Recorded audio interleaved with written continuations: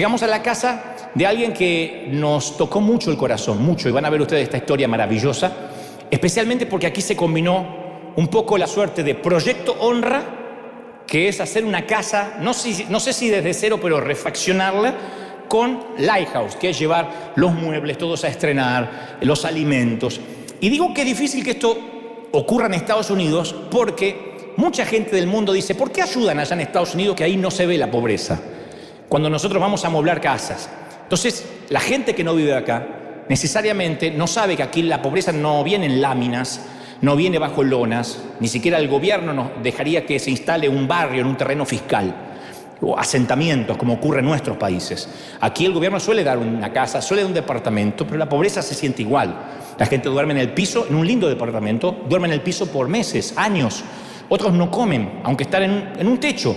Claro, tienen más que muchos, pero nunca dejamos de ayudar al resto del mundo. No obstante, no podemos ignorar a los que sufren. Y en este caso quiero mostrarte esto porque fuiste parte, y también la gente del mundo, antes de transmitir lo que creo Dios me dijo que te diga, quiero que veas lo que estamos haciendo, lo que hicimos hacer relativamente poco, con una dama que se emociona muchísimo, no tenía nada, pero ahí llegamos nosotros para bendecirla. Miren. Se da cuenta de que esto está ocurriendo. Este es un video esto es algo que ya ocurrió hace varias semanas. Tenemos un montón de imágenes de lo que nos mandan de los países, lo que estamos haciendo, y vamos de a poquito poniéndolo al aire para que lo puedan disfrutar y que sepan de que no nos hemos detenido. Muy bien, ¿estamos listos, sí o no? Bienvenidos a todos otra vez, y a los que nos están mirando de otras partes del mundo también bienvenidos. Voy a transmitirte lo que creo Dios me dijo que te diga. ¿Estamos listos? Diga conmigo, estoy listo. Muy bien. Hace 3 años atrás, un pastor joven predicaba con jeans ajustados, moderno, con un micrófono inalámbrico en la oreja, de esos pastores que yo me alegro mucho cuando los veo porque llegan a mucha gente de una manera diferente. El pastor Andrew Stocklin, con un apellido similar al de mi madre, le confesó a su congregación en Inland Hills Church, en Chino, California, aquí muy cerca, que había estado lleno de ansiedad, de depresión, de pensamientos suicidas. Y Stocklin se había tomado, en lo que en principio iban a ser 4 semanas, terminaron siendo 4 meses de no estar en el púlpito porque estaba luchando con eso, con la depresión, con la ansiedad. Un pastor musculoso, joven de 30 años, algunos tatuajes en el brazo, acababa de regresar al púlpito, insisto, después de una ausencia de 4 meses, luego de una depresión severa, y predicó una serie de sermones. Ese fue el primero de las series sobre la depresión, a la que tituló Un gran lío, que está disponible en YouTube. Y Stocklin le dijo a su congregación que si alguno de ellos estaba luchando con la depresión o con la ansiedad, no se sintieran solos, que puede pasar, a cualquiera le puede suceder. Esto no respeta la estatura espiritual de nadie. 12 días después, 30 años, 12 días después se quitó la vida. Era padre de 3 niños pequeños, y su esposa Kayla explicó que nunca había imaginado el tamaño, ni ella ni sus chiquititos, el tamaño de la lucha emocional que su marido atravesaba. Ella dijo, no entendía cuán reales e implacables eran los ataques espirituales a los que estaba sometido mi esposo, dijo. Y luego escribió en su blog, esta muchacha, anoche, el amor de mi vida, el padre de mis hijos, el pastor de nuestra increíble iglesia, dio su último suspiro y marchó para estar con Jesús.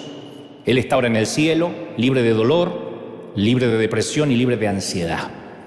Es una historia que dio la vuelta al mundo. Ocurrió hace 3 años apenas, muy cerquita de aquí. Y fue uno de los tantos que hemos oído. El pastorado, el liderazgo es muy difícil y es muy solitario también. Y es difícil tener amigos genuinos, amigos de verdad, con los que puedas ser brutalmente honesto, sin temor a ser criticado, sin temor a ser juzgado. Y las estadísticas indican que los pastores tienen o tenemos que enfrentar problemas de depresión, de agotamiento físico, agotamiento mental, y siempre tenemos que sonreír, siempre queremos estar bien, puesto que se lo merece Dios y se lo merecen ustedes. Uno no puede venir acá y decir, bueno, yo hoy tuve una mala semana, o tengo un mal mes, o me fue mal en la vida, así que hoy los quiero cargar un poco. La gente viene a recibir, y esa es la tarea, como una suerte de piloto de avión, de llevar la aeronave a destino. No la podemos estrellar por mucho que hayamos tenido un mal día, una mala semana, un mal mes o un mal año. Y el 70% de los pastores luchan constantemente con la depresión. El 80% de los líderes están agotados, según estadísticas de importantes compañías que se dedican a ver esto, ¿no? A investigar. Y el 80% cree que el ministerio afecta negativamente a sus familias. El 70% de los pastores o líderes dice que no pueden encontrar un amigo de confianza a los cuales poder abrir el corazón. Claro, en esta generación, como en otras, pero en esta particularmente, se espera que los pastores sean totalmente accesibles, profundamente espirituales, ni demasiado jóvenes, porque lo vemos inmaduro, ni demasiado viejos, porque los vemos medio cagá. Así que si un pastor no está a la altura de las circunstancias o de las expectativas, se los asesina públicamente en las redes sociales, ¿no? Y probablemente, capaz que nunca nos vamos a dar cuenta cuánto o qué vive un pastor en privado y cuál es la presión bajo la cual tiene que estar. Pero no significa que si no eres pastor no necesitas un plan de batalla contra la depresión, contra el desaliento, porque cada cristiano tiene un llamado, independientemente si es pastor, canta en el coro o no hace nada, simplemente se congrega. Todos los cristianos tienen un llamado. Y el desaliento y la depresión tienen la enmienda de interrumpir casualmente ese llamado. Esa es la tarea de la depresión. Por ejemplo, en todo nivel, no solo en cuanto a servir al Señor. El desaliento puede minar poco a poco tu pasión por criar tus hijos. Como papá y mamá dirá, ¿cómo voy a dejar de amar a mis hijos? No, nunca los dejamos de amar. Los hijos son agentes de Dios, que nos son asignados para que nosotros los pongamos en la vida, para administrar su llamado hasta que sean adultos. Entonces, en ocasiones el desaliento nos viene a nosotros como padre, y si nos derrumbamos mientras que ellos son chicos o vivan bajo nuestro techo, esa fuerza de gravedad los va a tirar también a ellos para abajo. Uno no se puede derrumbar, aun si en tu casa las cosas no están bien. Uno no se puede derrumbar puesto que ellos dependen de anímicamente papá y mamá. El enemigo te ataca diciendo, nada de lo que les dices a tus hijos sirve, no les va a quedar nada en la cabeza, no importa si los llevas a la iglesia, tarde o temprano se van a perder. Y uno va escuchando esas mentiras y empieza a desalentarse, de modo que cuando te desalientas, bajas los brazos, te rindes con tus hijos, dices no puedo hacer nada con este adolescente, y dejas de trabajar y de estar alerta. El desaliento, el desánimo puede también venir a tu matrimonio. Cierto sabio solía decir, hay algo peor que ser soltero o soltera y estar solo, y es estar casado o casada y seguir solo. Entonces uno puede desanimarse cuando las expectativas y las experiencias, lo que uno vive, está muy lejos de lo que uno soñaba, de lo que uno quería, de lo que querías. Y esos conflictos internos suelen ser una confirmación de nuestro llamado, no que estamos mal. Cuando tenemos esos conflictos y esos ataques de desaliento, no significa de que el diablo te agarró, que tienes un demonio propio. Significa de que justamente el enemigo solo ataca y pelea a los que le significan una amenaza, a los que le significan un problema. Entonces, como dijo un sabio, si últimamente no has tenido un choque frontal con el diablo, tal vez se debe a que estás corriendo en la misma dirección que él. Si uno va en dirección contraria al enemigo, ¡paf!, el choque lo vas a tener. Los choques son parte del llamado. Si no hay choques, es porque no estás haciendo las cosas bien. El día que a mí los religiosos me dejen de atacar, yo me voy a empezar a preocupar. Significa que voy en el mismo camino de los religiosos. Entonces, permíteme ofrecerte una definición, sin ánimo de querer jugar al psicólogo, de la palabra depresión. Una definición muy mía, por supuesto, no es la académica. Pero a mí se me ocurre que la depresión es la grieta entre lo que esperamos y lo que experimentamos. La grieta entre lo que queríamos tener y lo que tenemos. En lo que queríamos vivir y vivimos. Entonces, ¿cómo lidiamos con una grieta entre lo que esperas y lo que te pasa? Hay quienes prefieren ignorar esa grieta. No tienen la vida que soñaban, no tienen la felicidad que querían. Sin embargo, la ignoran, creen que si la ignoran tarde o temprano se va a ir. Y cuando se enfrentan a una desilusión, fingen que todo va bien. Pero si todo lo que hacemos el resto de nuestra vida es esconder los síntomas, como le pasó a este querido ministro, aún así muere tu esperanza, se muere tu fe y en el peor de los casos intentas atentar contra tu vida. Y cuando la fe se muere y la esperanza se muere porque la ignoramos, porque ignoramos lo que estamos viviendo, se mueren igual, pero en silencio. La fe se nos empieza a morir, a marchitar, a amilanar. Por eso esta es una palabra hoy puntualmente para esa gente que en un momento de la vida se sintió aplastada por circunstancias que nunca vio venir. Esas circunstancias que te dejan en la lona, que no las esperabas, no planificaste eso. Hablo de esas crisis serias, no en que los tomates te salieron más caros en Bonds que en Ralph, sino las crisis serias. Cuando la gente te viene y te dice, ¿dónde está tu Dios ahora? ¿No creías en Dios? ¿No ibas a la iglesia? Esos momentos cuando sentimos que todo lo que construimos se nos desmorona como si fuera un castillo de naipes. A esa gente dirijo mi mensaje hoy. Y no estamos solos en estas contemplaciones cáusticas. Porque cuando el piso debajo nuestro se nos abre, nos traga y caemos en picada, sumergidos en una avalancha de preguntas, de emociones, uno empieza a dudar acerca de la fe. Porque todo aquello en lo que creíamos, de pronto es cuestionado, diseccionado, sacudido hasta la médula. De pronto todo lo que hicimos parece que no resultó. Lo digo para aquel que fue un sembrador, que siempre dio en términos financieros, por ejemplo. Y ahora está por perder la casa. O no tiene empleo. Y dice, ¿qué falló en el camino? Ahí es donde nos preguntamos si alguna vez vamos a poder volvernos a poner en pie. Y si lo hacemos, ¿cómo vamos a tener fuerzas para seguir adelante? Ahí es donde se prueba nuestra fe. Donde la fe es refinada. Donde viene el zarandeo. Decidirlo es una cosa, vivirlo es otra. Y yo sé que muchos de nosotros, no te estaría hablando de esto si no lo hubiese vivido en alguna ocasión, muchos de nosotros pasamos noches enteras llorando en silencio o mirando la oscuridad a través de la ventana de nuestra casa, noche tras noche contemplando una noche oscura que era el reflejo de nuestra propia alma, pero lo que teníamos oscuro era el corazón. O tal vez ahora mismo estés enfrentando una crisis de fe, en este mismo instante. Ni siquiera es necesario, insisto, que sea un evento de una magnitud innegable como un divorcio o la muerte de un ser querido. A veces es el impacto acumulativo, a veces deprime más el efecto residual. ¿Se acuerdan la frase de nuestras madres? Tanto va el cántaro al agua hasta que se rompe. El efecto residual es tan nocivo como el infarto masivo. Aquel que todos los días va comiendo comidas grasas, no se cuida en su dieta, termina siendo tan nocivo como aquel que tiene un infarto fulminante. La cosa es que acumulativamente, residualmente, cuando sucumben nuestras emociones, hay un momento que no podemos más y que bajamos los brazos y decimos, estoy haciendo algo mal, porque encima el enemigo nos dice, estás mal, esto no le pasa a los hijos de Dios. Si hicieras las cosas bien, no pasarías por esto. Por eso yo quiero detenerme en unos instantes en David, que fue un hombre de fe. El día que David fue ungido por el profeta Samuel, fue uno de los días más memorables de su vida, pero no se convirtió en rey al día siguiente. Se presume que David fue ungido cuando era adolescente, pero no llegó a ser monarca hasta la edad de 30 años. Y fue un silencio de 15 años. 15 años que yo creo que tuvieron que sentirse como una eternidad. Pero incluso cuando David pensó que el plan de Dios no estaba funcionando, Dios estaba trabajando en el plan. Era parte del plan de Dios. Y aparece en las Escrituras lo que conocemos como la cueva de Adulán, que fue su campo de prueba, la temporada de espera, el compás de espera, que fue una oportunidad para crecer, para madurar, para probar su carácter.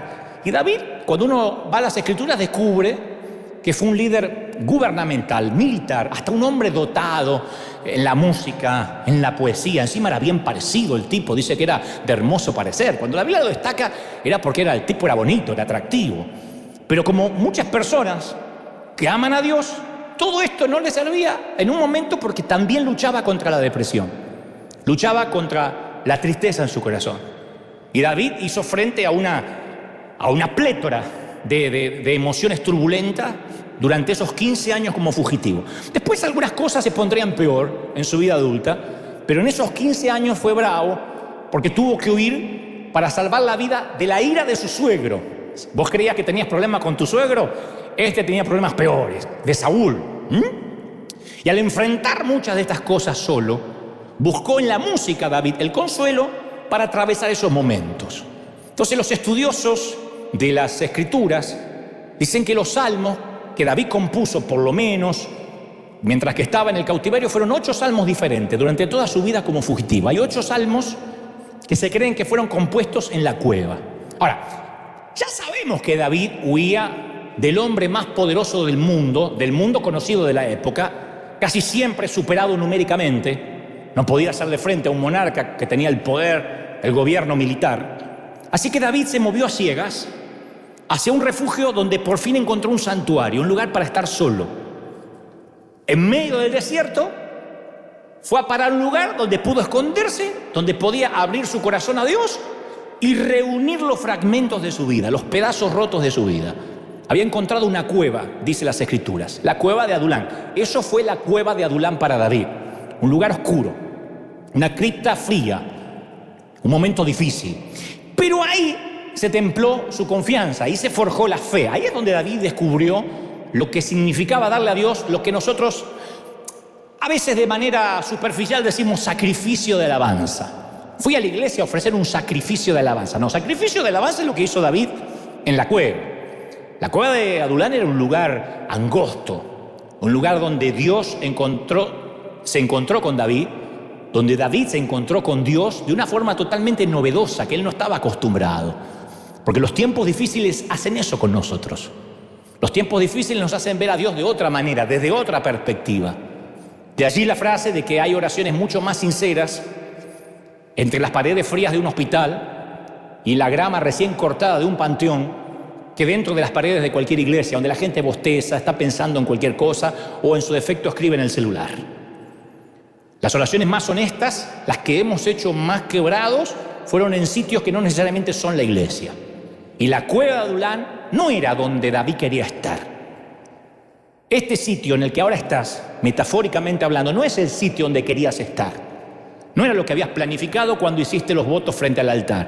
No era lo que querías cuando te embarazaste. No era lo que querías cuando te divorciaste. No era lo que querías cuando te mudaste a este país. No era lo que querías cuando tomaste la decisión de servirle al Señor. Pero es ahí donde Dios quería que estuvieses por una temporada. No fue el demonio que te apartó, es Dios que planificó tu cueva. Esto nos trae sanidad. Porque a veces pensamos que si estamos tristes, necesariamente eso viene de Satanás. La única razón por la que alguien iría a una cueva así, de depresión, de soledad, es porque no hay ningún otro lugar donde ir, si no, no irías. No es que David podía elegir entre el palacio y la cueva y eligió la cueva porque era bueno. No había otro lugar. Este es el último lugar de la tierra en el que David quiere estar. Pero a veces es ahí cuando Dios nos tiene exactamente donde nos quiere tener. Entonces, antes de avanzar, quiero decirte esto de parte del corazón de Dios. A donde estás es exactamente donde Dios te quería tener. Algunos dicen, no puede ser que yo a mis 40 años estoy así, que a mis 60 años llegué a esto. Dios sabía, no lo sorprendió lo que ahora te está pasando. Dios te quería aquí, esta temporada es de Dios. Tienes que creerlo. ¿Lo crees de verdad? Esta temporada es de Dios. Es una temporada. No podemos decir que el otoño no es de Dios, porque no hay hojas en los árboles. Es temporada. Y David había entrado en la oscuridad de la cueva de la desesperación. Y muchos de nosotros hemos descendido a esos fríos y oscuros límites de la cueva de la desesperación también. Todos nosotros hemos estado ahí. Si un predicador te dice que nunca más pasó esas pruebas desde que sirve al Señor, ahora se baja de un carro de fuego, tú eres el que toma Uber, él toma carros de fuego, no le creas, es un timador. Es un timador aquel que te dice yo no paso pruebas. Por eso comencé con este testimonio choqueante del querido pastor de Chino, porque esto no resiste análisis, no hay gente a la que no le pase. La cueva tiene recovecos escondidos donde a veces nos sentimos perdidos espiritualmente, emocionalmente. Comenzamos a imaginarnos que Dios nos abandonó, que Dios no va a llegar a esa cripta oscura, que a veces puede ser una cripta formada por el pecado, por errores que cometimos. Y lo peor, sentimos que a Él no le importamos. No puede ser que la palabra que más recuerda a la gente durante la pandemia en todo el mundo es la frase ¿cómo te ama el Señor? Me escriben algunos, ¿de verdad? 30 años de creyente, ¿de verdad Dios me ve como una princesa? Es porque nos olvidamos. No, que es verdad. Pero nos olvidamos que Dios nos ama. Lo primero que pensamos, Dios me dejó de amar. Porque tenemos ese legalismo en el subconsciente. Metes la pata, el policía cósmico te borra del libro de la vida. Y algunas de nuestras crisis comienzan con personas a nuestro alrededor. que a veces no son enemigos en el sentido verdadero. Porque, a ver, a veces la crisis viene porque alguien nos hace una demanda, porque alguien te hizo un juicio, pero a veces hay gente al lado tuya que son las que más te hirieron. Padres, cónyuges. Y a veces la herida más profunda la causa el que está más cerca. Ninguna herida es tan dolorosa como la que nos hace alguien a quien amamos, o al que creímos amar, o en quien confiamos, o en el que creíamos confiar. Por eso la gente cuando se frustra o se decepciona con un pastor, con un líder, cierra su corazón hacia los otros líderes por un tiempo, porque le había dado su confianza a ese hombre y capaz que el hombre le falló. Entonces lo mismo ocurre en un hogar, cuando una casa dividida en sí misma es una prueba terrible, porque uno está acostumbrado a salir a pelear afuera, pero cuando las bombas enemigas están a tu alrededor es muy duro. O quizás la crisis llegó cuando nos creíamos que teníamos todo bajo control. Hay un momento cuando uno tiene 20, 30 años. ¿Quiénes tienen de 20 a 30 años? Levántame la mano como señal. Los que tienen de 20 a 30. Bueno, no se preocupen, ya se les va a pasar. Es algo que se va pasando. Que el tiempo los va a ir curando. Uno a esa edad cree que va a vivir para siempre. Cree que uno es inmortal. Yo me acuerdo de los tiempos que me podía comer 3 hamburguesas al hilo, 3 Big Mac, dame 3, me las voy a comer. Y no engordaba así, nada, no engordaba. Podía trabajar todo el día, podía ir a natación, podía hacer lo que quisiera, ir a un pibio así a la noche, estaba con una energía. Las navidades me encantaba decir, la voy a esperar hasta las 2 de la mañana, hasta las 3 de la mañana no me voy a acostar. Ahora espero que se reciba solo el año, digo, que se reciba solo. Me voy a levantar y el año va a estar ahí. Tengo que esperarlo, ¿no? Y hay una edad que vamos cambiando. Entonces, vivimos con la ilusión de la invulnerabilidad. Que somos invulnerables.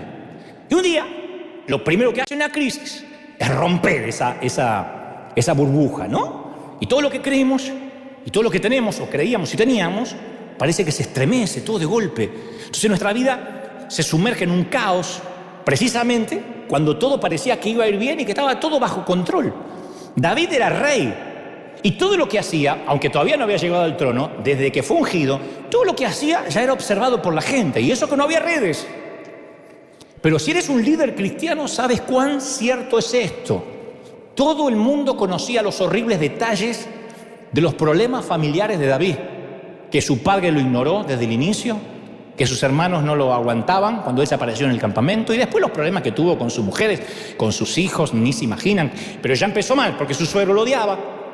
La hija de su suegro, o sea, Mical, le dio la espalda. Entonces no solo era el rey, sino que parecía tener pies de barro.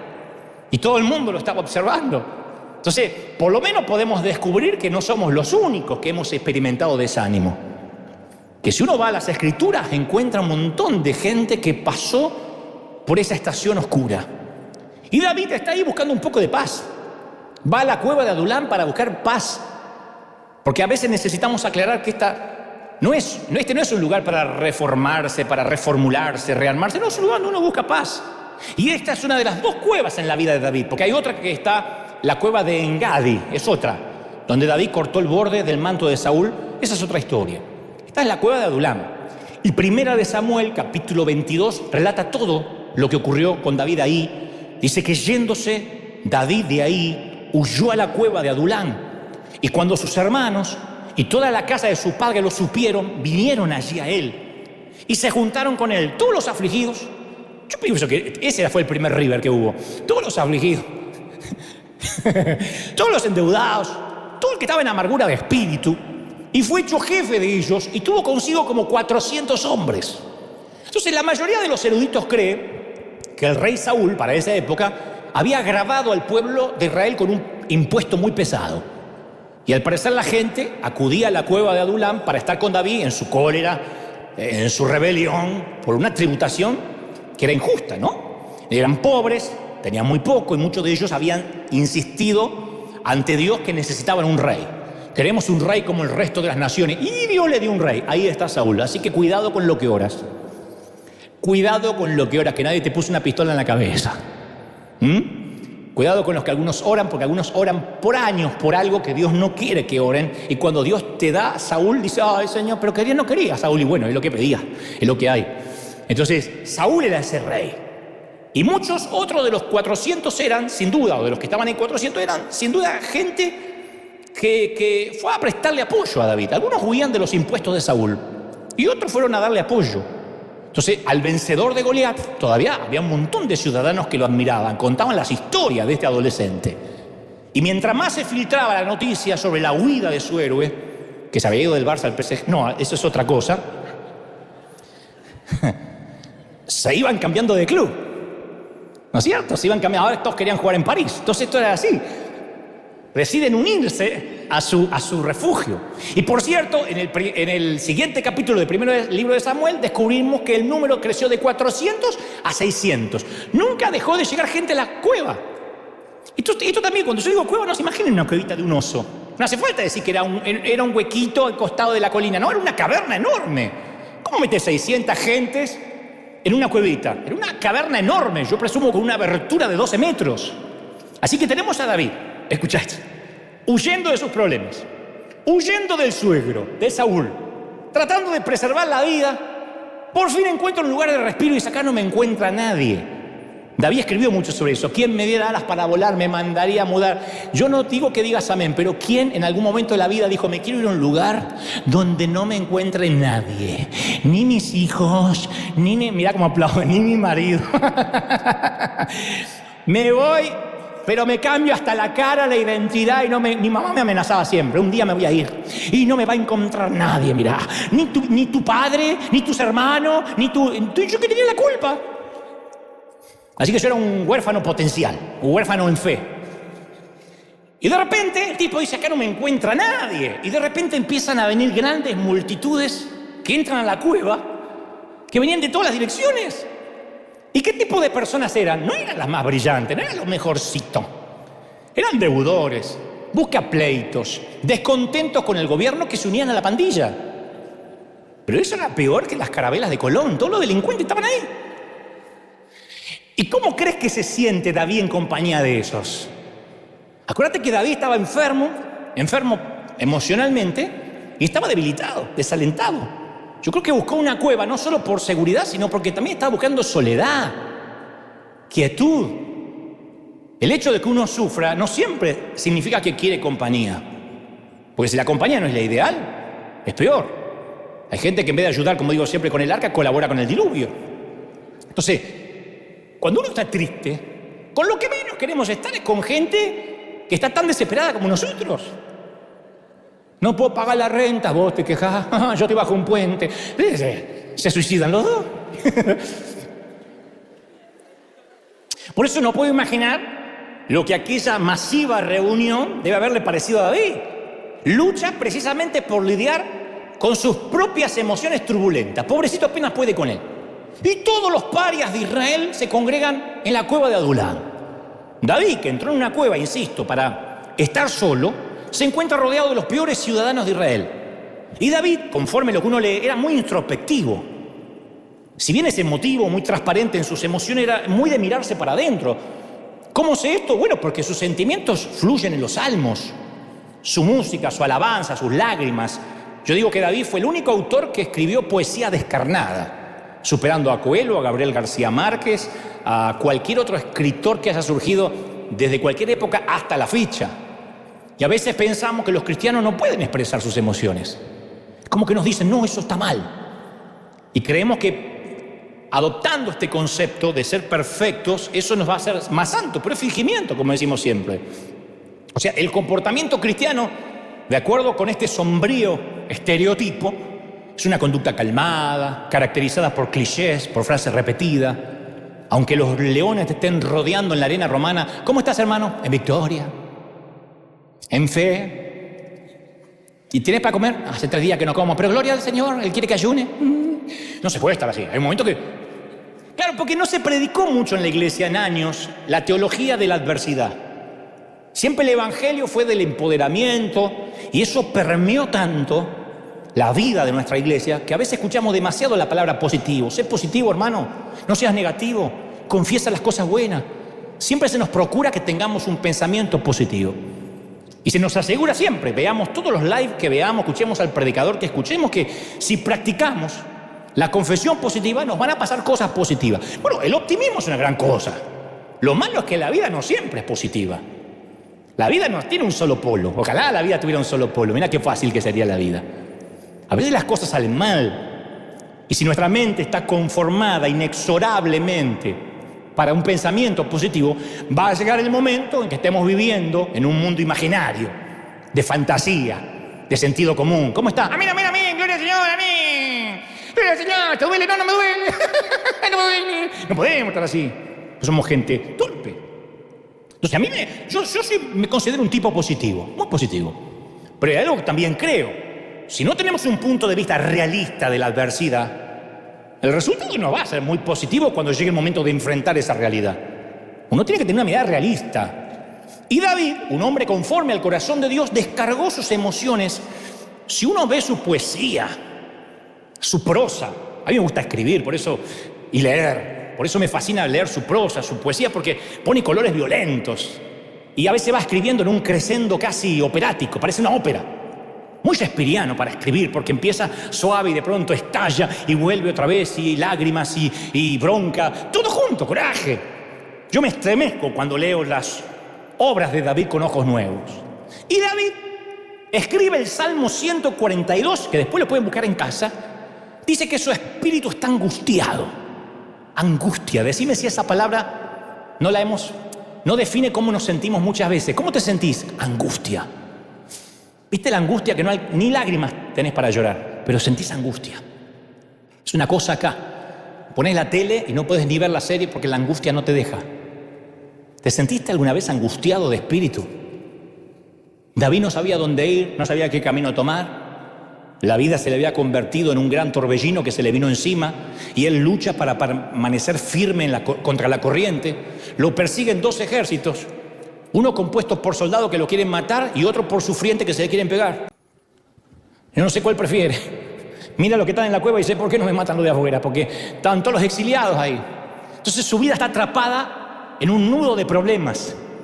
Y cuando uno tiene un nudo de problemas, cuando uno tiene un crisol de preocupaciones, uno no sabe qué hebra desenredar primero. Porque una cosa uno la puede enfrentar, pero cuando se suman 2, 3, 4, es como cuando llega un problema financiero a tu casa. Y eso hace que te pelees con tu cónyuge o tu pareja. Y eso hace que los chicos no puedan ir al colegio. Y eso hace que te corten la luz. Y que te llamen los acreedores. Y que te enfermes porque somatiza. Entonces se hace un efecto dominó que dice, ¿por dónde empiezo? La vida es un desastre. No digan amén porque si no de afuera van a pensar que vinieron todos los de la cueva de Adulán hoy acá. Entonces a veces me imagino que David se metía en lo profundo de la cueva. Esto lo imaginaba ayer.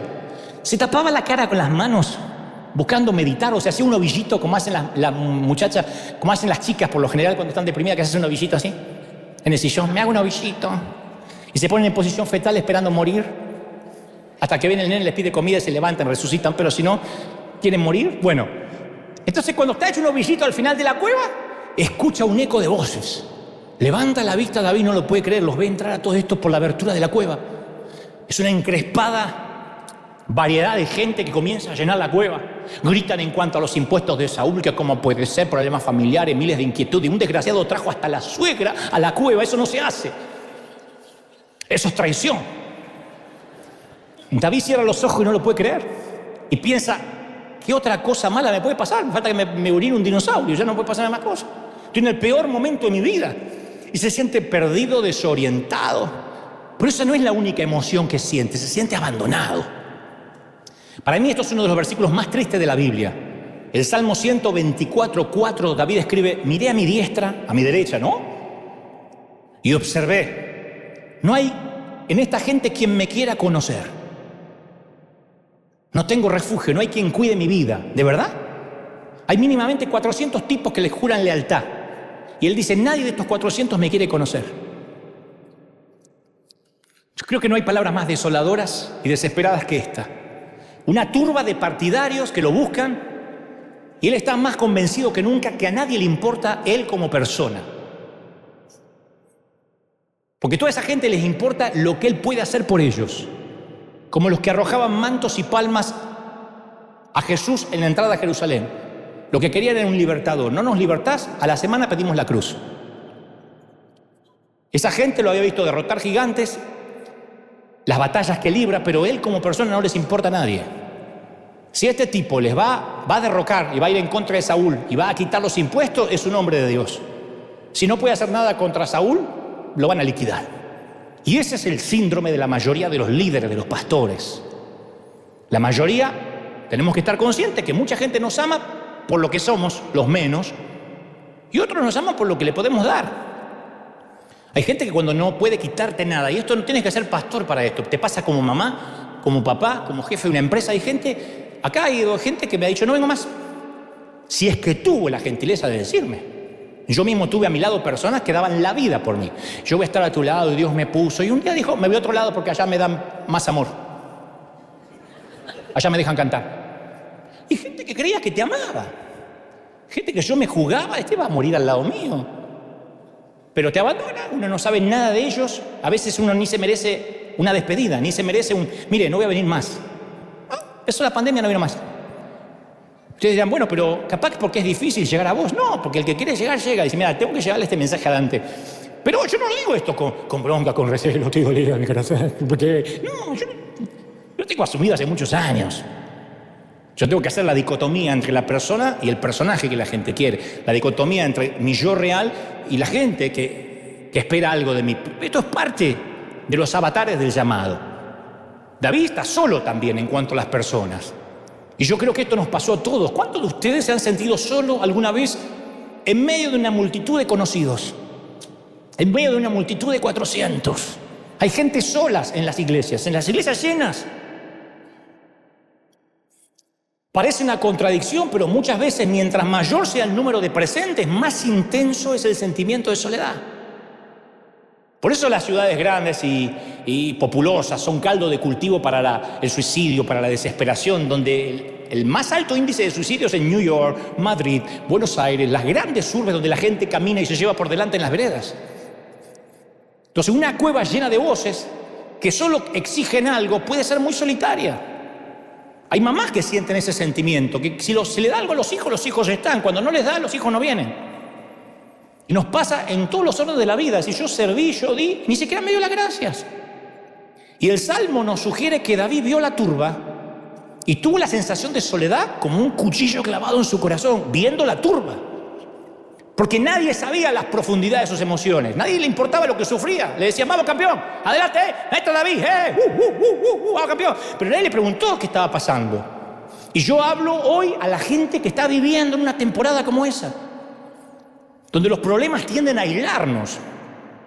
Yo suelo ser del tipo de individuo que se vuelve ensimismado cuando llegan los problemas. No los cuento mucho, yo suelo ser como una tortuga. Mi cabeza retrocede calladamente dentro de la gruesa coraza protectora. No soy de contar, sí, tengo estos problemas. Y yo quiero siempre repasarlo por mí mismo, sin interferencia externa. Pienso que es una tendencia particularmente de los varones. Muchas mujeres están diciendo, pensé que me había casado con un mudo. No, es una tendencia de los varones. Los varones buscamos la cueva más cercana que nos pueda ofrecer protección de las preguntas.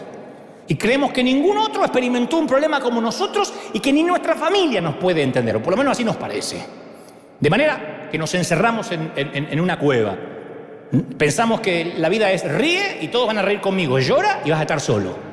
Entonces no importa cuánta gente te rodee, si estás en el centro de una multitud de miles, a veces nos va a parecer que estamos irremediablemente solos.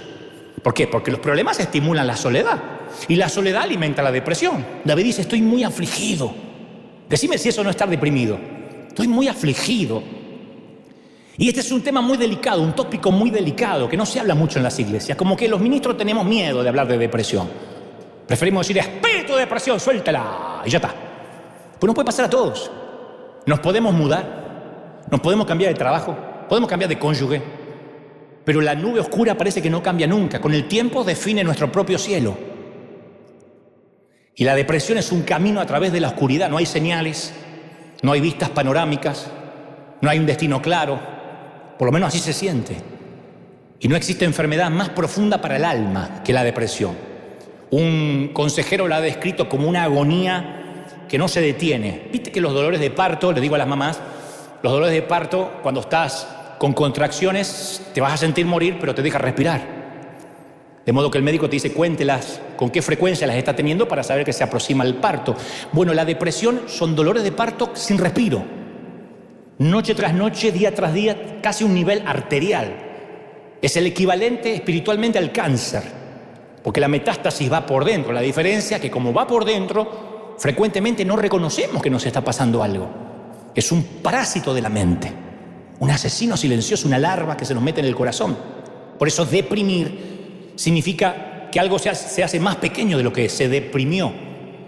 Es pensar, vivir, actuar por debajo de la norma regular que lo harías. Y hay que estar alerta cuando aparecen en nuestra vida esos síntomas, y hay que ser muy empáticos cuando lo vemos en un ser querido. No juzgarlo, hermano, ¿dónde está el poder de Dios? Confiese, vamos, reprendan el nombre del Señor. No seamos tan torpes. Porque es un asesino silencioso y hay que estar en esos zapatos. Hay que ser muy empáticos con el que le pasa. Entonces la depresión es una condición humana que no respeta la estatura espiritual de nadie. Héroes cristianos sufrieron depresión. Así como la lluvia cae sobre justos e injustos, la depresión toca a justos e injustos. Escuchen a Moisés. Si acaso hay una metáfora de la depresión, esta es una, Números 11:14. No puedo soportar este pueblo, la carga es pesada, dijo Moisés. Sería mejor que me mataras. Hazme el favor y ahórrame esta miseria de vida. Esta mentalidad vuelve a aparecer en Elías, en Primera de Reyes 19:4.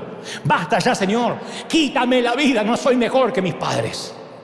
Aún así Jesús se reunió con estos dos que reclamaban el derecho a la eutanasia. Se reunió en el monte de la Transfiguración. Dos hombres llegaron a lo profundo de la melancolía y se elevaron a la cima de la gloria porque el Señor sabía que estaban viviendo un momento difícil. Increíble. Y yo he escuchado a cientos de predicadores proclamar que si uno está en depresión, eso no es para un cristiano. Los verdaderos cristianos no se deprimen. Claro, entonces cuando te deprimes lo ocultas. Mi pregunta a esos predicadores si han leído la palabra, porque David era un hombre al que Dios amaba mucho. Y tenía sabiduría y luchó con su depresión toda la vida. Toda la vida luchó con la depresión. Y es interesante que la palabra que David utiliza para hablar de su aflicción es abolladura en el original hebreo. O sea, está diciendo, tengo abolladuras en el alma.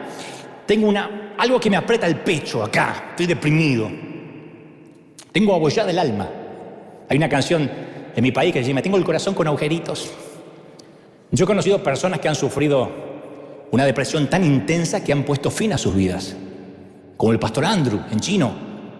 Miró hacia el futuro, no vio nada, no sé qué le pasó, tenía chiquititos. Una esposa bonita. Capaz que le pareció que no valía la pena vivir y renunció al precioso don de la vida. Y David sentía esa misma depresión. Porque hay un momento en el que cualquier hombre y cualquier mujer se cansa de ponerle cara buena a todo. No se le puede poner cara buena a todo. Yo desconfío del que le pone cara buena a todo. ¿Cómo estás? ¡Bien! Que sonríe así como que le estuviesen apretando en algún lugar que uno no puede ver. Me da como, ¡epa! Y esto no es pecado, no ponerle buena cara a todo. Es franca honestidad. Nuestro peor error es privatizar el dolor, hacerlo privado. No lo voy a contar porque ¿qué van a decir? Dios quiere que seamos auténticos. David había aprendido a depender de sus recursos y esos recursos se le habían gastado, el pozo se había secado y no tenía dónde ir. Ya no sentía la presencia de Dios en su vida, no sentía la presencia de Dios, oraba y sentía que había un techo, que Dios no estaba ahí. Ahora, ¿esto significa que David dejó de ser un hijo de Dios? No. Que en un momento no sientas la presencia de Dios significa que Dios te abandonó. No, Dios no cambió. Los creyentes entramos a veces en la cueva de la depresión y esto es peor aún en los líderes. Porque los líderes somos hombres o mujeres que vivimos en un mundo de expectativas ajenas, con pesadas cargas de responsabilidad que algunas no las pedimos. Por eso yo me dediqué todos estos últimos años a decir, miren que yo soy un tipo común, un chavo de barrio, miren que yo no tengo, no esperen que, ay, pastor, usted que está tan ungido. No, yo te agradezco que han venido acá de lejos a conocerme, pero si querían ver alguien que bajara un carro de fuego, llegaron al lugar equivocado. Entonces, creo que algunos vestimos el manto del ministerio con cierta incomodidad, diciendo, no esperen grandes cosas de mí. ¿Por qué? Porque yo me conozco. Entonces, y como es natural, las grandes expectativas conducen a la gran depresión. Entonces, atrapado en la depresión, que esto le pasa a muchos artistas, a muchos jugadores de fútbol, hablando fuera de broma, a Messi, el jugador argentino, se le exige mucho más que a cualquier otro jugador. El tipo está jugando la pelota lo mejor que puede y si ustedes escuchan los relatores, los querés matar a todos. Hoy la verdad que no está muy iluminada la pulga. Pecho frío. Hoy no ha hecho mucho. El tipo hizo todos los pases. Corrió como un condenado. Hoy la verdad que no es el Messi el que nos tiene acostumbrados. ¿Por qué no dice lo mismo el Chicharito? No es el Chicharito al que estamos acostumbrados. ¿Por qué no lo mismo de Icardi, lo mismo de cualquier otro? ¿No? La expectativa de la gente es lo que la gente quiere ver. Y si no ve eso, ¡pah! Crucifícale. Entonces David clama al Señor: líbrame de los que me persiguen porque son más fuertes que yo. Salmo 142:6. Este David hace lo que la mayoría de nosotros hacemos cuando estamos deprimidos. Se sienta en su cueva y empieza a anotar en su blog un balance de su vida. En una de las columnas pone las buenas noticias y las malas noticias. Y se da cuenta de que no tiene una buena noticia hace años. Nada es visible en esa cueva oscura. Los activos son ceros, los pasivos son infinitos. Y en una de las listas pone: mis enemigos son más grandes y más fuertes que yo. Es el mismo que mató al gigante. Pero la depresión no es el mejor estado de ánimo para que saques conclusiones. Por eso yo digo siempre: si estás cansado, no tomes decisiones. No tomes ninguna decisión después de las 3 de la tarde. ¿Viste cuando estás cansado no puedes pensar? ¿Qué sé yo? ¿Qué sé yo? Ay, ¿qué vas a hacer, mamá? No sé, matarlos a todos, incendiar la casa. Uno está cansado. Al otro día uno ve todo más claro, ¿no? Bueno, la depresión es un cansancio constante. El razonamiento sobrio es imposible cuando estás triste. David se compara con un hombre encarcelado. Claro, porque encarcelado en su propia perspectiva. Se encerró en la mazmorra de la desesperación. Había lanzado una piedra a la cabeza del gigante, pero en esta ocasión un gigante entró en su cabeza. Y cuando un gigante entra en tu cabeza, pero para la gente de Dios nunca hay un abismo demasiado profundo, nunca hay una cueva demasiado oscura, nunca hay una noche demasiado negra. Dios dice: yo tengo la solución. Alguien tiene que decir amén. David verbalizó su problema. Capaz que David es un hombre conforme al corazón de Dios porque siempre le abrió el corazón a Dios. Él no finge. Cuando David dice que le gustaría ver a sus enemigos que revienten, se lo dice a Dios. Y lo escribe ahí, acá está. Si se siente mal consigo mismo, se lo dice a Dios. No sé si tú y yo escribiéramos salmos, seríamos así de honestos, sabiendo que todo el mundo lo va a leer. Aquí tengo unas pequeñas pruebas. Quise ayunar 40 días, solo ayuné 39. Nuestro mapa de la geografía del corazón de David es preciso. La oración tiene que ser eso, un momento de comunicación directa, sin restricciones. Pero a veces tenemos la impresión de que Dios no nos va a atender. Porque claro, no podemos hablarle al presidente, no podemos hablarle al alcalde, apenas no podemos hablarle al pastor, decimos: me va a agarrar el ejército de conmutadores, no voy a llegar, toda la burocracia. ¿Por qué vamos a esperar que el Dios tome una llamada nuestra? ¿Por qué va a ocuparse de mí? Y nos hundimos cada vez más en la desesperación. ¿No te alegra poder decirle a Dios todo? Decir: Señor, ya está, hasta que lo dije, esto es lo que siento, la quiero matar, es lo que siento.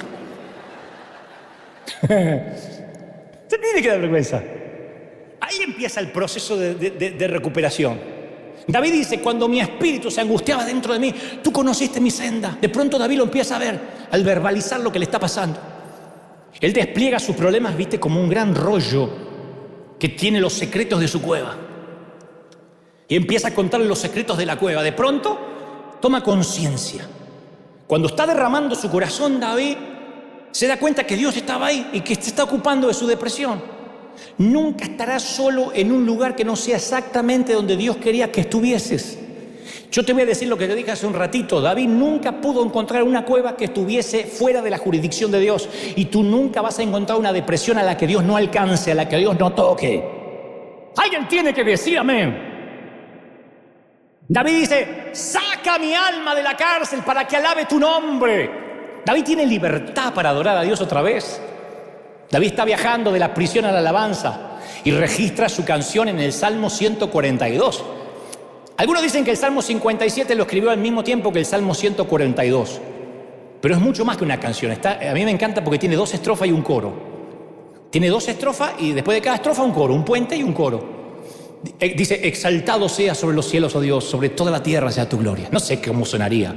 Exaltado sea Dios sobre todos los cielos. Así, pero mejor cantado porque era David. Y después dice: pronto Mi corazón está dispuesto, trovaré salmo, despierta alma mía, con salterios y alpa, en te alabaré entre los pueblos, porque grande es tu misericordia, y hasta las nubes tu verdad. Y empieza a decir unas palabras del tipo que hasta hace un ratito estaba deprimido. Y vuelve, exaltado seas tú. Vuelve otra vez sobre los cielos, sobre toda la tierra sea tu gloria. Y canta, y canta, y canta. Yo me imagino la voz de David, la primera que canta muchos de estos salmos inmortales. La voz empieza a retumbar en las frías cavernas de las paredes de esa cueva. Una melodía que se eleva desde la oscuridad. Una caja de resonancia, ¿no? Que se escucha en toda la cueva. Exaltado seas tú sobre todos los cielos. Imagina el escenario, la voz es clara, llena de sentimientos. Empiezan a escuchar los tipos que habían venido quejándose de los impuestos. Escuchan la voz. Puede escucharse en los corredores de piedra. Y de pronto una áspera voz poco entrenada de uno de estos tipos se une a él en armonía. Un tipo con cara de bruto. Exaltado seas tú sobre todos los cielos. Y ahí empieza un dúo. Y nace un blues. Exaltado seas tú. Así como canta Wheeler. Wheeler es el único que estira las consonantes, hace. Viste que la mayoría estiramos las vocales. Señor. Wheeler estira las consonantes, haces Jesús. No lo entiendo ni lo voy a entender en 1.000.000 de años. Y uno por uno empiezan a cantar. Los 400 tipos harapientos elevan un poderoso himno. Deudores, parias, cantan el blues de la cueva. Exaltado seas tú sobre toda la tierra. Se para David. Nunca ha habido un concierto como aquel. Puede que nunca haya otro, a menos que esto ocurra en un coliseo romano, en un campo de prisioneros nazis, o en un lugar donde se piense que la música y la esperanza ha sido expulsada para siempre. Esa es la música de lo milagroso. Entonces las lágrimas y la melodía se mezclan ahora en una pureza de esos creyentes que cantan literalmente un sacrificio de alabanza. Y en Adulam, David y sus muchachos cantan allí el blues de la cueva. Y la sala de conciertos es una cámara de resonancia geológica cuya acústica Dios ya la había diseñado hace mucho tiempo para esa canción, precisamente para esa canción. Preparó el estudio de grabación Dios y la gente continuó cantando ahí, alabando a Dios, y sus voces penetraron la piedra maciza para proyectarse hacia los mismos portales del cielo, y creo que los ángeles escucharon, dijeron silencio, y se pusieron a escuchar. Exaltado seas tú. Ya no se escuchaba David, se escuchaba la voz de este moreno y todo lo que estaban cantando. Y el currículo de David como guerrero es fascinante. Montón de batallas ganadas, cantidad de reinos conquistados. Pero lo más perdurable es esto, su legado como cantor. Su gama artística es impresionante. Y mi disco favorito es esta, David cantando blues en la cueva. Yo lo llamaría Composiciones de la Cueva. Hay 3 pistas grabadas, están las 3 partituras ahí. Salmo 34, 57 y 142. 34, 57 y 142. Ay, no usa la Biblia adelante. 34, 147.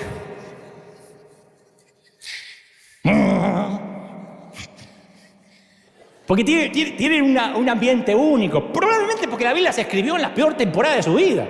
Eso es lo que lo hace tan crudo, tan real al blues, ¿no? Similares a las epístolas que Pablo escribía. Y el contexto hace que las letras sean más potentes. Y así es como David, para culminar, logró atravesar esa temporada difícil de la vida. Parece una bobería. Vas a decir, ¿y eso es lo que hay que hacer? Y bueno, lo que hizo David resultó, le dio sacrificio de alabanza. Porque leemos los salmos desde nuestro punto de vista occidentalizado, ¿no? Después de muchos años que nos separa la geografía, la topografía, el mapa, los años, y no vemos el calor con el que cantaba esta pandilla, que cantaba con las partituras originales. Eso es lo que distingue al creyente verdadero. Que en medio de la más honda aflicción de la vida, levantamos voces de alabanza a Dios. Eso va a llamar la atención al mundo. No vivimos fuera de la pandemia, pero adoramos durante. No vivimos fuera de un mundo que sufre, pero adoramos mientras que sufrimos. Entonces, con una familia destrozada, a veces junto a los escombros de una salud arruinada, saliendo de la trágica pérdida de un ser querido, una voz quebrada puede elevarse hacia el cielo. en las crueldades obscenas de un campo de prisioneros, en una nación totalitaria donde cazan y encarcelan a los creyentes, en una vida sin salud, donde la muerte es la única certidumbre, de alguna manera contra viento y marea se escucha un canto en la oscuridad. La alabanza no solo beneficia a Dios, sino que beneficia a quien la canta. Entonces, cuando estás bajo el ataque de los ejércitos del sufrimiento, hay armas que no podemos perder. Eleva un blues de la cueva. Lo lindo del blues, que si está desafinado nadie lo nota. Te alabamos. Y el sufrimiento y la fuerza son dos caras de la misma moneda, porque cuando yo era más joven, una vez escuché que Dios no va a usar a nadie hasta que no lo triture. Y a mí no me gustaba esa frase. Decía, no. Yo solía decir, Señor, lléname de ti, que yo sea la excepción, no me tritures. Pero Dios no hace excepciones, ¿no? Yo te haría mucho bien leer la historia de un gran predicador, Charles Spurgeon. Charles Spurgeon fue un hombre que murió a los 57 años de edad, un pibe. Y Spurgeon sufría de prolongadas temporadas de depresión, de dolencias físicas, paralizantes, que lo tenían a veces confinados semanas enteras en la cama. Y Spurgeon veía esos problemas como parte de lo que Dios hacía en su vida. Su sufrimiento lo capacitaron para consolar, para bendecir a la gente a la cual su ministerio tocó. Y él notó un patrón en su vida, que en sus periodos de depresión, invariablemente siempre esos periodos precedían a temporadas de avivamiento, de bendiciones sobre su ministerio. Él sabía que no sufría sin motivo. Y una vez escribió, esta depresión me asalta, pero Dios me está preparando aquí. La nube es más negra que nunca antes de despejarse. Cuanto más oscura está la noche, me doy cuenta que más cerca está el amanecer. Y Charles Spurgeon, un hombre psicológicamente frágil, predicó 3.500 sermones, los dejó escritos. Escribió 135 libros y todavía se lo considera el príncipe de los predicadores. Algunos usan memes de él para criticar a otros ministerios. Pero si Spurgeon hubiese vivido en estos tiempos de redes, lo habrían liquidado a piedrazos. Porque hoy el pastor no vino a predicar porque está en cama deprimido. Él mandaba decir, oren por mí, estoy deprimido hasta la muerte y no puedo predicar. Pero Dios se valió los secretos de su cueva. Entonces, cuando reflexionas de tu vida pasada, vas a celebrar los éxitos. Pero yo sé que te vas a enorgullecer de estos días difíciles, que los superaste, que te mantuviste en pie.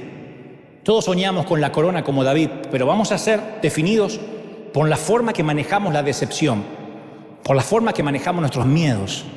Vamos a evocar el pasado y vamos a ver esta temporada como un bello recuerdo. No te entregues, no te rindas, no bajes los brazos. Voy a terminar con esto, era así porque nos fuimos de tiempo. Por años yo volé a México y hice una gira en un año, ya se va, creo que 7, 8 años atrás, una gira por todo México. Y la forma que lo hicimos fue llegar a lo que era Distrito Federal, actual Ciudad de México, y de allí un helicóptero me llevaba a todo el interior de México. Y siempre contratamos al mismo piloto, muy experimentado. El tango se llamaba... El helicóptero se llamaba Tango. No sé si lo hizo a propósito para que yo me sintiera bien. Y una vez estábamos, Dios no me deja mentir, yo estaba delante con el piloto y atrás iba Michael, uno de nuestros pastores, y estaba atrás y empezamos a sentir disparos de abajo. Entonces dijo el piloto, híjole, no manches. Yo lo escuchaba porque tenemos un auricular y escuchás como, aunque hable así, uno lo escucha. Le digo, ¿qué pasó? ¿Qué pasó? Que esto se puso gacho. Me no entendía. ¿Qué pasa? Son narcos, hermano. Pero tranquilo, no nos disparan a nosotros, sino a mi compadre, creo. Ahí, carnal. Eso a ti que te está disparando, carnal. Aquí tango. Sí, me están disparando, acá, me están disparando. Ah, tranquilo, pensé que eran nosotros. Peor, casi me muero de la ansiedad. Entonces digo, ¿está todo bien? Atrás iba Michael, blanco. Estuvo vomitando 2 días después. Me dice, tranquilo, no, pero estamos bien, tranquilo, bájale 2 rayitas, no hay purrún. En español, estamos bien. Hasta que finalmente me dijo, mire, la neta es que no nos vamos a enfrentar a nada con lo que yo no pueda lidiar. Así que confíe en mí, usted disfruta el vuelo como hace todos los meses. Usted dedíquese a predicar y yo a volar. Respire hondo, güey.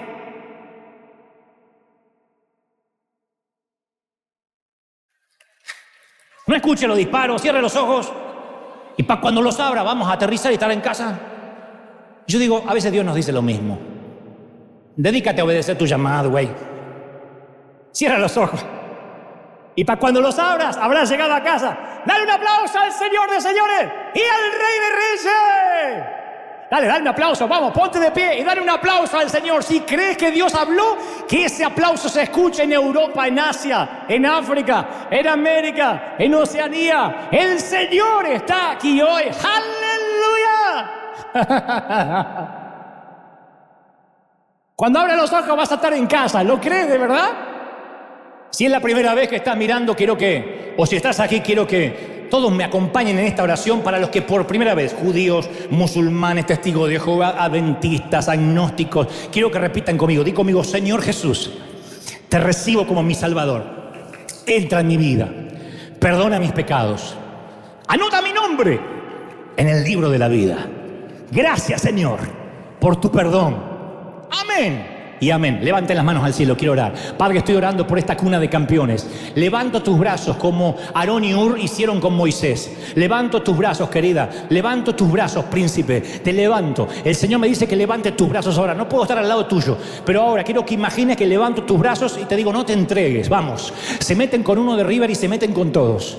El diablo se mete con uno de los míos y se mete con todos. Y el Señor dice lo mismo. Se meten con los míos y se van a tener que ver conmigo, dice el Señor. Vamos, eleva una oración de gratitud. Dile, Señor, yo quiero vencer ahora toda depresión, toda tristeza, todo lo que enferma, todo lo que desmotiva, todo lo que me tira abajo. Señor, el diablo, el enemigo ha hecho estragos con mi vida, pero levanto ahora mis manos, elevo una oración de poder. Declaro que todas las cosas son hechas nuevas. Declaro que tu bendición llega al cuerpo, al alma, a la mente y al espíritu. Se va la tristeza, se va el dolor, se va aquello que te robaba la energía, los que sentían que le drenaban la vida, los que estaban vampirizados por los problemas. Dice el Señor, no te preocupes, la gente conocerá la iglesia, porque en medio de la crisis, en medio del dolor, en medio de la enfermedad, no dejaremos de cantar. Vamos, canta el blues de la cueva, eleva el blues de los que cantan sacrificios de alabanza. Dice el Señor, yo te bendigo, yo soplo sobre ti una doble porción del Espíritu. Estoy orando por niños, por jóvenes, ancianos y adultos, por los que me miran por televisión, por los que están del otro lado, por los que están atrás de las redes. Te llama el Señor, te toca el Señor, quita la depresión. Oro por los pastores. El Señor ha puesto muy fuerte esta semana de orar por los consiervos, los que tienen iglesias grandes, iglesias pequeñas, los que han perdido sus templos.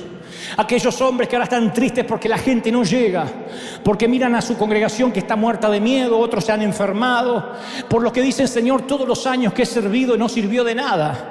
Y estás por bajar los brazos. Me dice el Señor que te diga, no te entregues. Porque aún como Elías, que creyó que era el último que quedaba, que ya no había gente con celo, ni había profetas que clamaran, Dios lo dijo, hay muchos que no doblaron sus rodillas todavía. Hay cientos que no se entregaron. No te entregues, porque viene una temporada nueva, porque juntamente con el trigo tuvo que ser quitada la cizaña, pero vienen tiempos de nuevo crecimiento. Vamos, dile, Señor, yo estoy viviendo el nuevo crecimiento. Viene un tiempo de una cosecha fresca, nueva, cosa que ojo no vio, ni oído yo, ni han subido a corazón de hombre. Te bendice el Señor, y oro por los consiervos, evangelistas, pastores, apóstoles, profetas, maestros. Oro por ellos para que el Señor te dé fuerza. Te bendice el Señor. Vamos que el equipo te necesita. Vamos que no dejamos ningún soldado herido atrás. Levántate, mi querido, levántate, consiervo. Pelea la buena batalla. No tires la toalla, no te entregues, no te rindas, dice el Señor. Te bendice el Señor, te ama el Señor. ¿Cómo no te va a amar? Declaro bendición en el cuerpo, en el alma, en la mente y en el espíritu. Amén y amén. Dale un aplauso al Señor. Que Dios te bendiga firme como talón de oso. Hasta la próxima semana. Chao, bendecido.